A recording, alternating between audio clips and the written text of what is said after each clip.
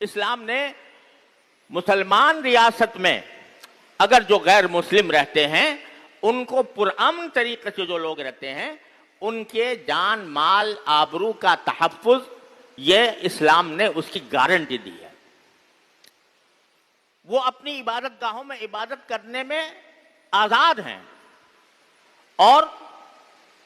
ان کو اس پر کوئی روک ٹوک اسلامی حکومت نہیں کر سکتی. یہ نبی کریم سرور دو عالم صلی اللہ علیہ وسلم نے فرمایا کہ اگر کسی ایسے غیر مسلم کو جو ہمارے ساتھ معاہدے کے ساتھ رہ رہا ہے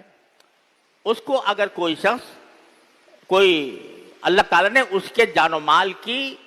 زندگی میں اس کے جان و مال اور آبرو کی حفاظت کا ذمہ لیا ہے. جو شخص اس ذمہ داری کو جو اللہ نے لی ہے اس کی بے حرمتی کرے گا،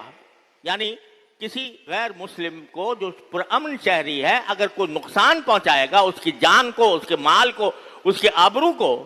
تو فرمایا کہ وہ جنت کی خوشبو بھی نہیں سونگے گا. وہ شخص فلا یرح رائحۃ الجنہ، وہ جنت کی خوشبو بھی نہیں سونگے گا، کیونکہ اللہ تعالیٰ نے جو غیر مسلم شہری ہیں ان کو اس بات کی اجازت دی ہے کہ وہ اپنے مذہب کے مطابق عبادت کرنے میں آزاد ہیں. حضرت فاروق اعظم رضی اللہ تعالیٰ عنہ نے پورا ایک عہد نامہ، جب بیت المقدس فتح ہوا تو اس وقت پورا عہد نامہ ایک لکھا تھا اور اس عہد نامے کے اندر آپ نے یہ سارے غیر مسلموں کے حقوق اس میں بیان فرمائے تھے.